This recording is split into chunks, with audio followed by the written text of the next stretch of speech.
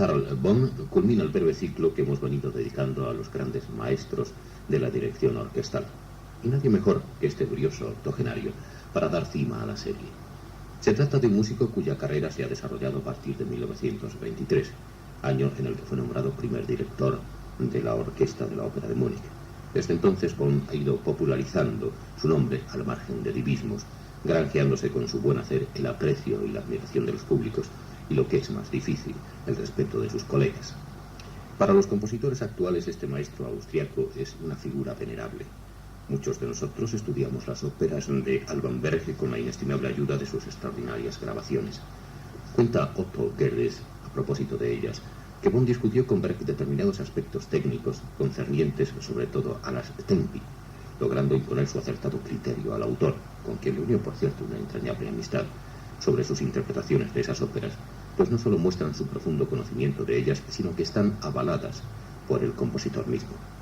A partir de 1945, Karl Böhm ha contribuido decisivamente a su instalación en el repertorio, ampliando así el limitado panorama de la programación operística. Pero a semejanza de todos los directores verdaderamente grandes, Böhm no ha limitado sus esfuerzos a un solo estilo o a un único género. Es un incomparable intérprete del expresionismo germano. En sus temporadas en la Ópera de Viena, cuya dirección le fue confiada en los años 50, aún son añoradas por el público. Sus grabaciones del repertorio habitual de las orquestas sinfónicas son obligada referencia y como tal se buscan por aficionados y profesionales. Se podría decir que Karl Böhm es un auténtico diccionario de autoridades por lo que hace a la música. Escuchar sus juicios y verle trabajar con la orquesta es por lo mismo una excelente ocasión para aprender o profundizar nuestros conocimientos sobre este arte. Nada más. Buenas noches. Es director de orquesta. Tiene 80 años. Y es el invitado predilecto en los teatros de ópera más importantes del mundo. Grandes directores. Karl Böhm. Sin él, serían impensables festivales como los de Salzburgo o los de Bayreuth. Es director honorario de por vida de la Orquesta Filarmónica de Viena. De nuevo, muchas gracias, señores, por esos magníficos conciertos de la tournée. Muchas gracias. Bueno, y ahora me voy a quitar la ropa. Voy a hacer un striptease. Por favor, señores, comencemos primero por Don Juan. El pizzicato que sea muy claro.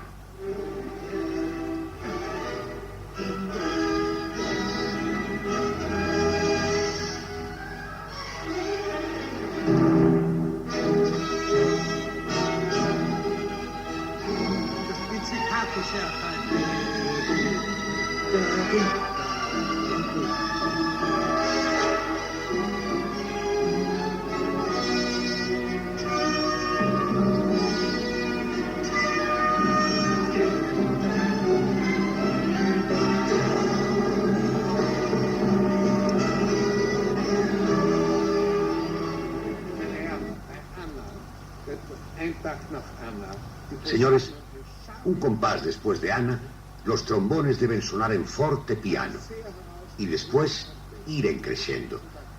Luego debe resaltar la tercera trompeta. 2 compases después, los trombones hacen lo mismo y esos crescendi a partir del piano deben ser fuertes, mientras las trompetas tocan el tema del principio, que deben ir juntas con la primera trompa. Se trata de un sencillo forte, no un fortísimo. Comencemos con el tema de Ana, desde la anacusa.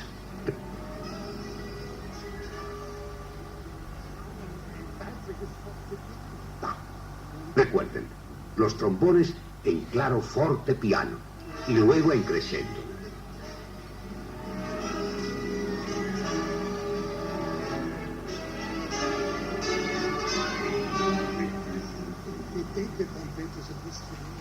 La tercera trompeta suena poco. ¿Quién toca la tercera trompeta? Suena poco. Está usted un poco bajo de tono. No se escucha bien la primera nota. Más tarde sí. Vamos. Vamos otra vez al tema de Ana.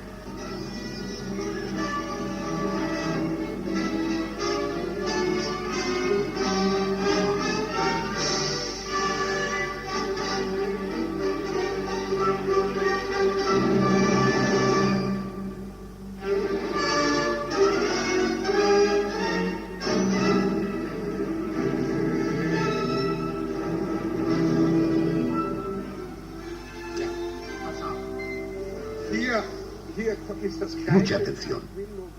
Aquí es el mismo tranquilo, que luego, aquí de nuevo el movimiento es más pausado. Strauss olvidó hacer esa anotación, pero cuando escribió la nueva partitura, sí lo indicó.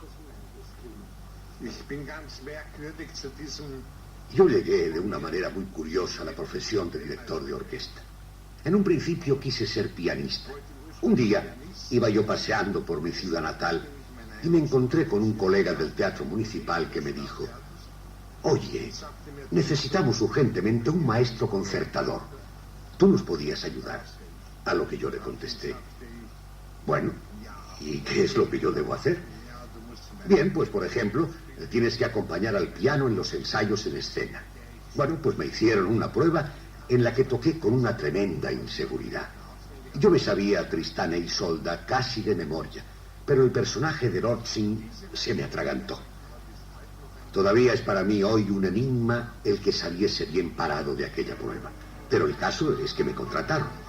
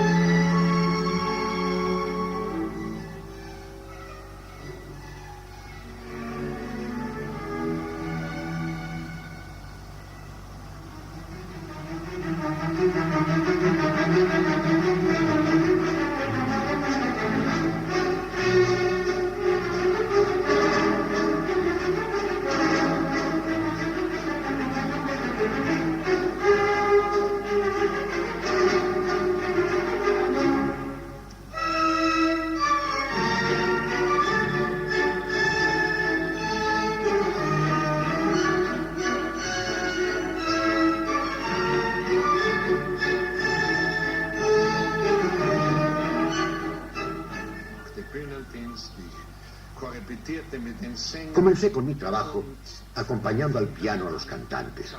Luego comencé a dirigir a los músicos y más tarde algunas operetas. Dirigí todo aquello que estaba bien y bonito, desde La Viuda Alegre hasta La Rosa de Estambul. Eso me hizo adquirir una experiencia enorme.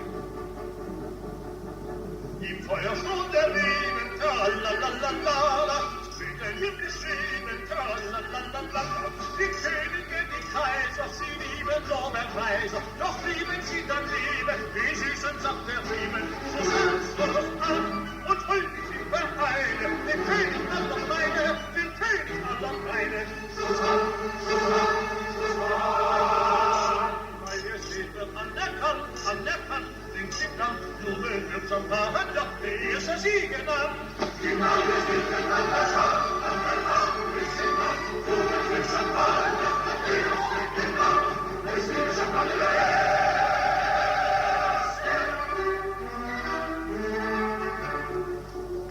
Ihr Huldigen,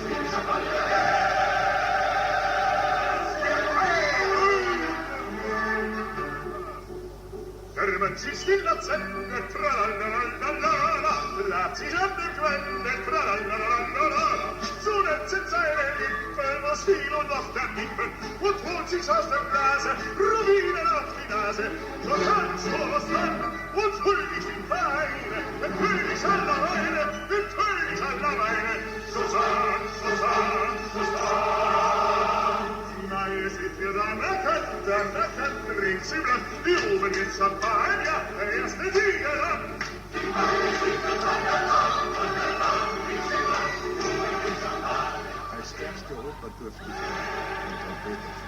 La primera ópera que yo dirigí fue El trompetista de Sackingen y la segunda, El cazador furtivo.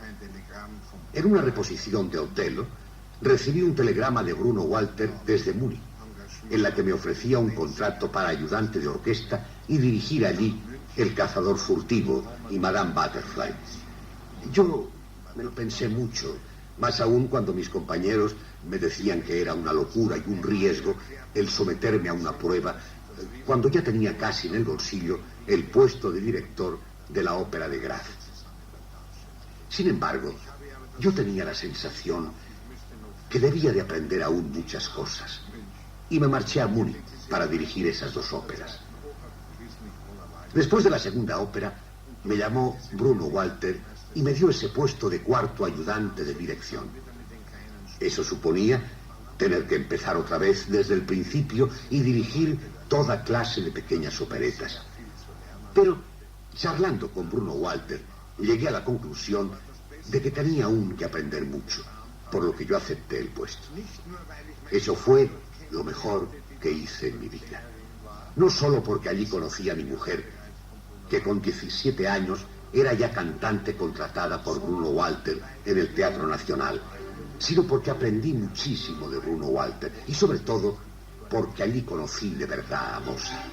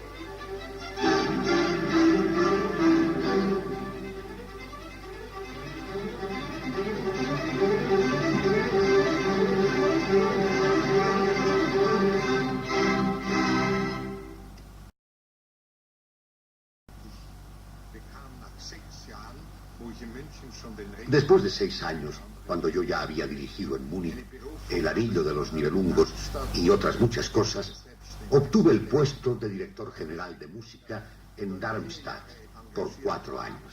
Este fue mi primer puesto independiente. Y allí tuve la oportunidad de dirigir toda la música moderna que estrenaba Klemperer en Berlín, desde la vida de Orestes, de Krenek, hasta novedades del día, de Hindemith, e incluso el Borsec de Alban Berg.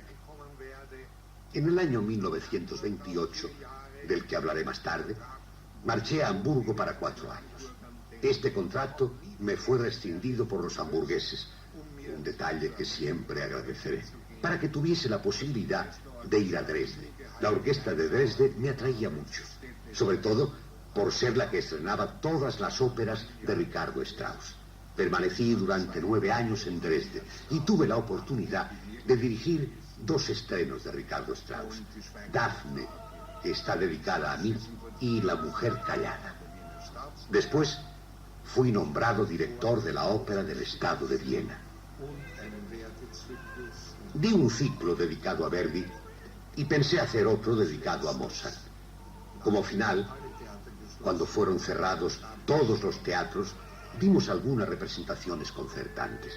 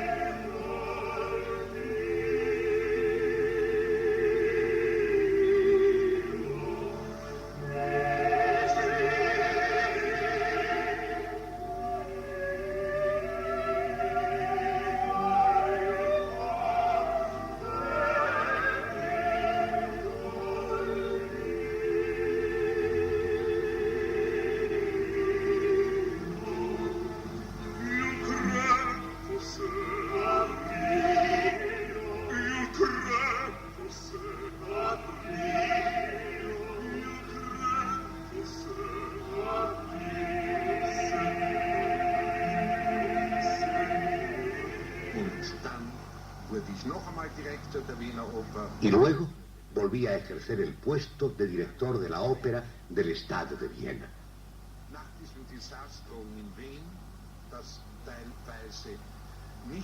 En la reapertura dimos el Fidelio, y tras el desastre en Viena, que no solo fue culpa mía, me ofrecieron un puesto en la Metropolitan Opera de Nueva York, y ahora me encuentro aquí contratado por 17ª vez. Pero no es solo la Metropolitan Opera de Nueva York la que invita anualmente a Karl Böhm a hacer reposiciones de óperas de Mozart, Verdi, Wagner o Strauss, sino que los grandes teatros de ópera europeos cuentan con sus intervenciones como los puntos culminantes de la temporada. Pero Karl Böhm no quiere ahora aceptar la dirección permanente de un teatro de ópera. Lo mismo le ocurre con una sola orquesta, aunque no puede olvidar su amor por la Orquesta Filarmónica de Viena. No existe prácticamente un director de orquesta de nuestro tiempo que haya producido tantos discos como Karl Böhm. Pensemos solamente en sus grabaciones de las óperas y las sinfonías de Mozart.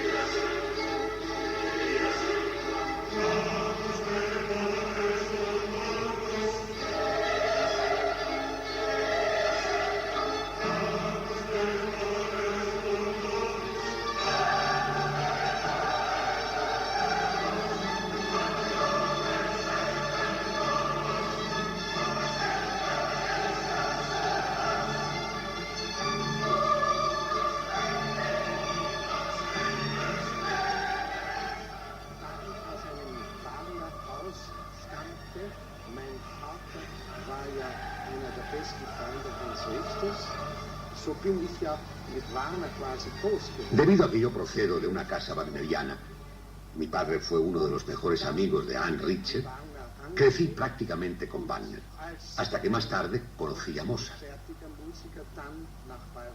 Luego volví nuevamente a acercarme a Wagner, llegando a Bayreuth, convertido ya en un músico maduro, y creo que fue en Bayreuth donde aprendí un nuevo estilo wagneriano a través de Mozart y Wagner.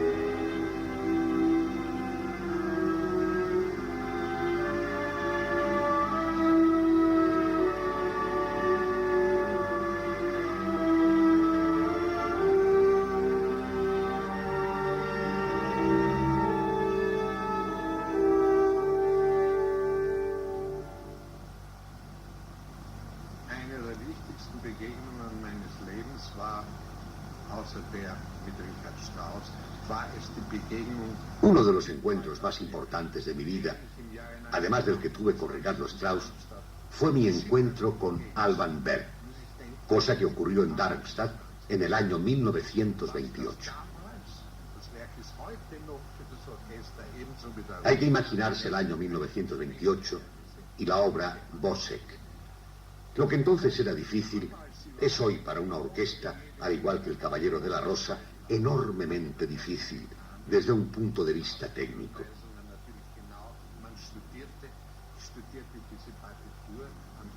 Pero entonces no se disponía de discos y no se tenía ni idea, por lo que había que estudiar con ahínco la partitura. Yo me dediqué a estudiar durante todo un verano a orillas del lago Worther.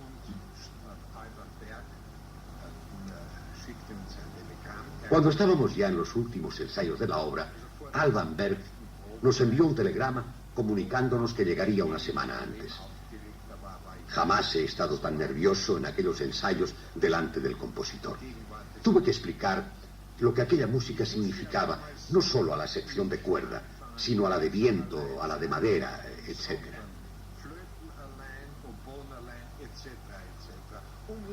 Pero todo mi nerviosismo desapareció cuando entró Alban Berg en mi camerino. Era un hombre apuesto, alto y con los ojos oscuros, que desde el primer momento me cayó simpático.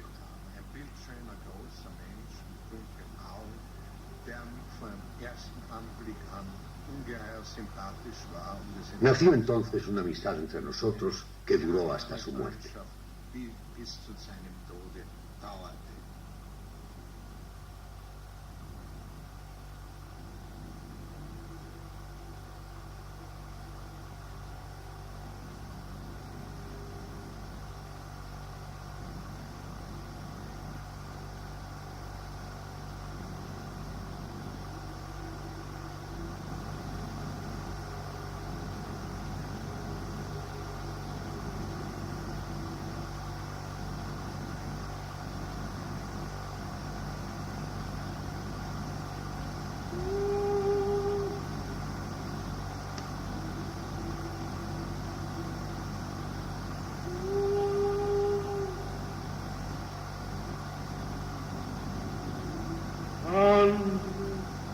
Andres, wie kann ich schlafen? Wenn ich die Augen zumache, dann seh ich sie doch immer und ich hör die Geige immer zu, und dann spricht aus der Hand heraus. Hörst du nicht, Andres, wie das geht und spielt?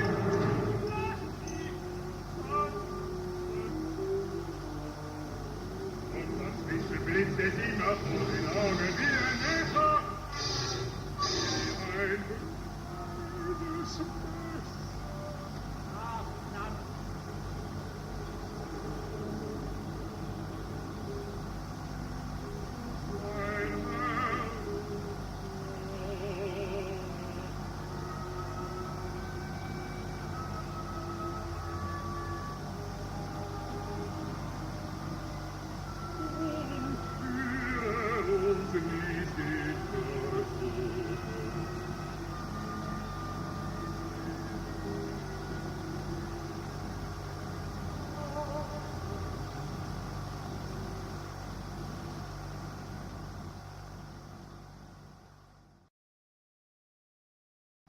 Er war auch von der Aufführung der Probe sowohl wie später von der Aufführung äußerst befriedigt. Estuvo muy satisfecho, tanto del ensayo como luego de la representación.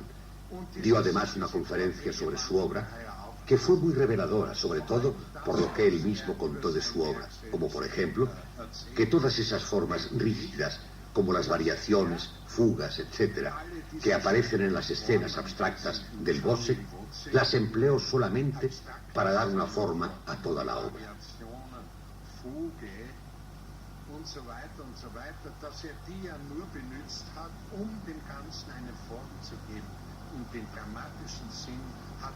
En sus escenas dramáticas, aventajó enormemente a su maestro Schönberg. Vemos a Karl Böhm en un ensayo de Salomé, de Ricardo Strauss. Karl Böhm es el último gran director que conoció personalmente al compositor. Sus interpretaciones de Strauss son por eso auténticas.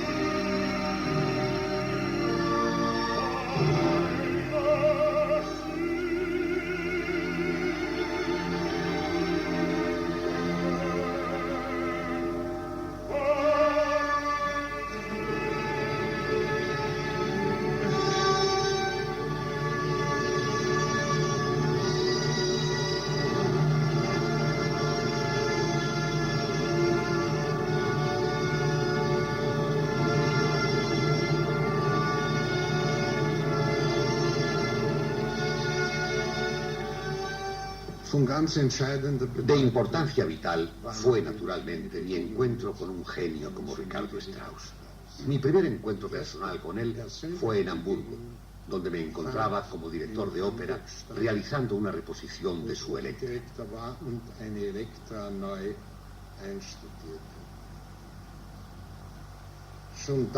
Ya en aquel entonces había puesto mi vista en la ciudad de Dresde, si bien no se sabía aún cómo se iban a desarrollar los acontecimientos. Tras la muerte de Fritz Busch, quedó libre el puesto de director general de música, y entonces marché para Dresde, donde permanecí durante 9 años. Allí realicé quizás el trabajo más fructífero de mi vida. En esa ciudad llevé a cabo reposiciones de toda la obra de Mozart, de Verdi y, naturalmente, de casi todas las obras de Ricardo Strauss, incluido El Caballero de la Rosa. Con ese trío maravilloso, como me dijo Strauss, de la misma calidad que el del estreno, formado por María Cebottari, Martha Fuchs y Frau Teschemacher.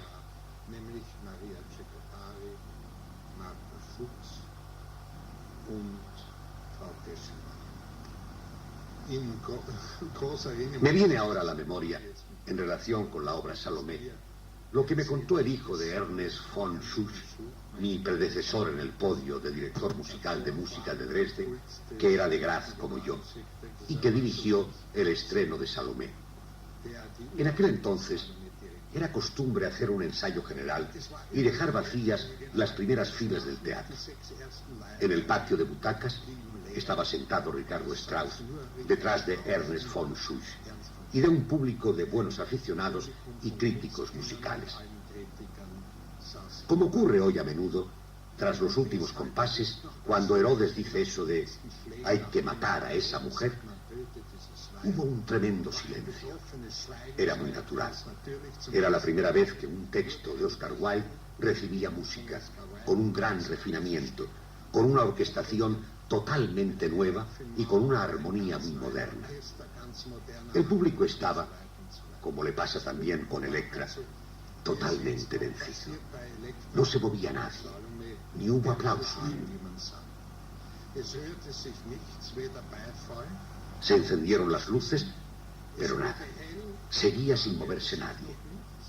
Entonces, Ricardo Strauss se levantó, todo lo grande que era de su silla, se volvió hacia el público y dijo, en dialecto bávaro: «Bueno, ¿qué pasa?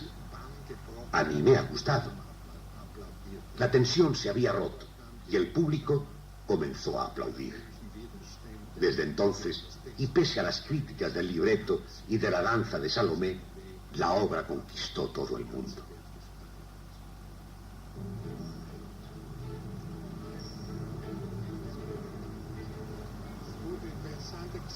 Es muy interesante. He dicho solamente la danza. Danza.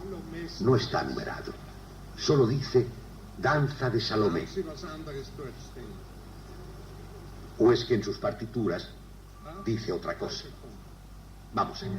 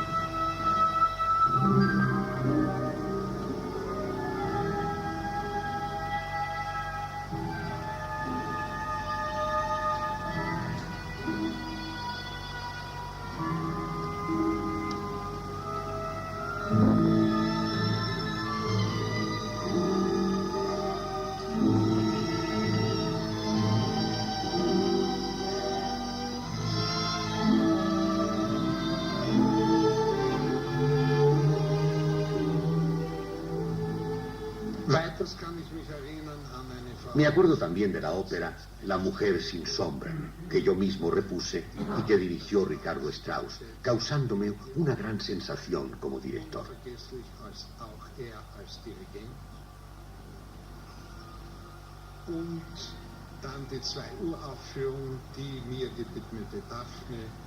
Cuando estrené la ópera Daphne, que Strauss me dedicó y que era una de las óperas preferidas de su mujer Paulina, ella estaba sentada detrás de mí en el ensayo general y estaba tan emocionada que cuando terminó el ensayo me abrazó y me dio un beso, pero inmediatamente después me dijo: ya no te doy otro, estás sudando demasiado.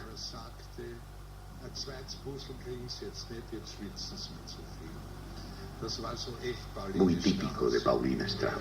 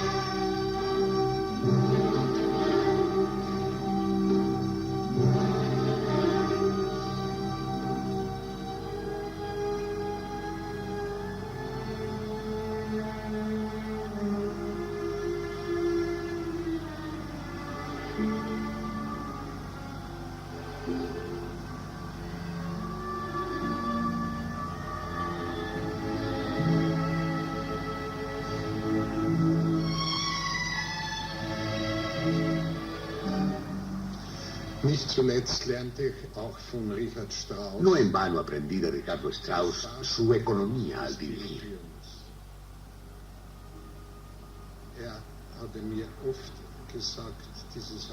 Él me decía a menudo que ese manoteo de algunos directores, moviendo los brazos de un lado para otro, va dirigido a un tipo de público y no tiene nada que ver con lo que un director debe de expresar. El director debe tener la música en la cabeza y llevar el compás con la mano derecha y traducir a toda la orquesta su idea de la interpretación. Esto ya es bastante difícil, pero no tiene nada que ver con las indicaciones externas, es decir, que hay que ser ahorrativo en movimientos. Él me dijo una vez algo muy gracioso: solo con mirar un poco a la sección de metal basta ya para que suene demasiado.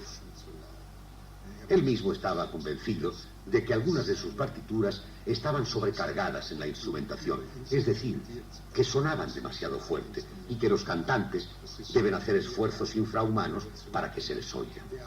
Y sin embargo, amaba mucho el canto y tenía un gran interés en que se escuchase bien a los cantantes.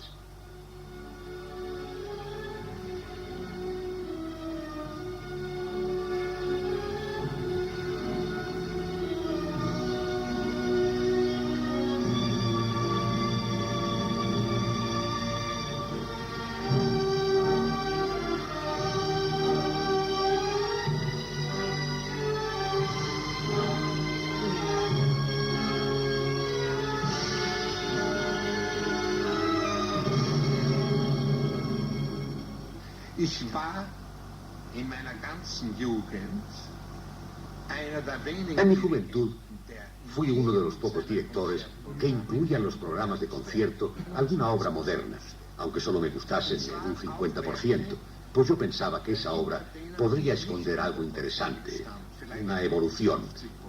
Y cuando un día nos encontremos con el Mesías, al que tanto esperamos, no le entenderemos, porque entre tanto no habremos observado ninguna evolución.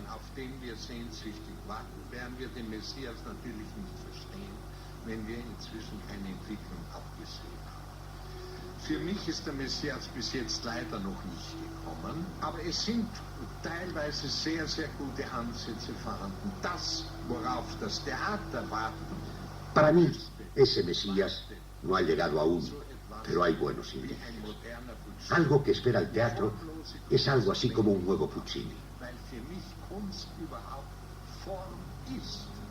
Eine formlose Kunst ist für mich. Yo rechazo el arte informal, porque para mí el arte es la forma. La forma puede ser todo lo loca que quiera, pero tiene que tener una forma, un orden. Cuando la forma es solo ruido, entonces no lo aguanto. Sobre todo, es que mi profesión de director de orquesta es entonces inútil si tengo que estar apretando botones y mezclar cualquier forma de música electrónica.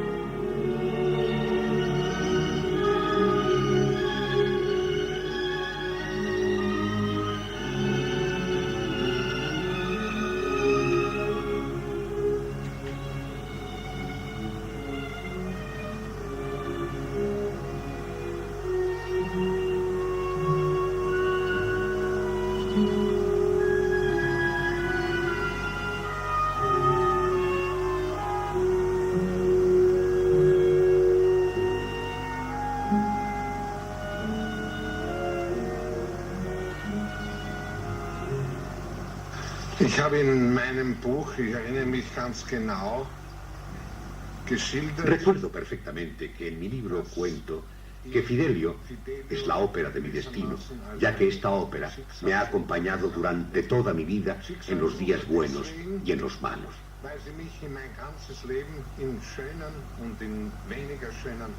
La primera partitura de ópera que me regalaron mis padres fue precisamente la de Fidelio. Von meinen Eltern geschenkt bekommen.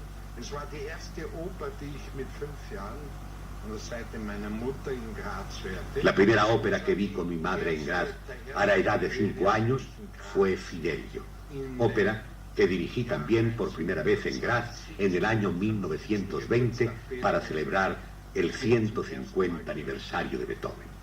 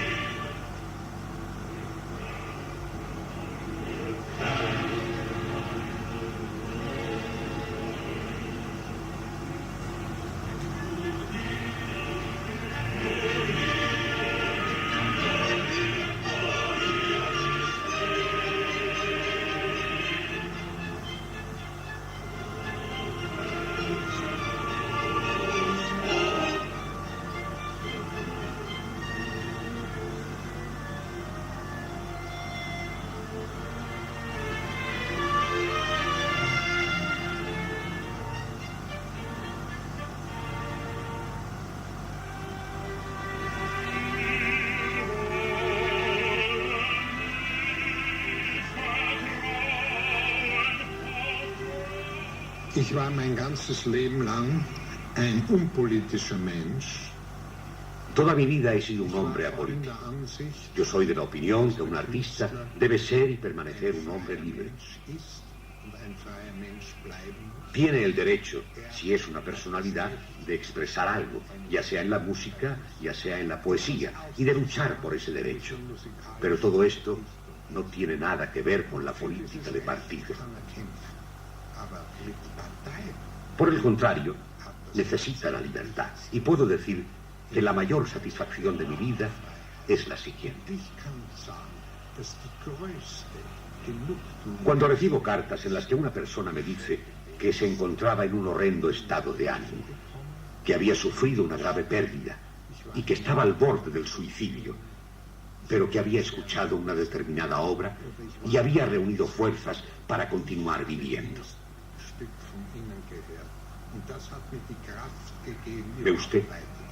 Esa es para mí la tarea de un artista, el llevar la felicidad a los hombres.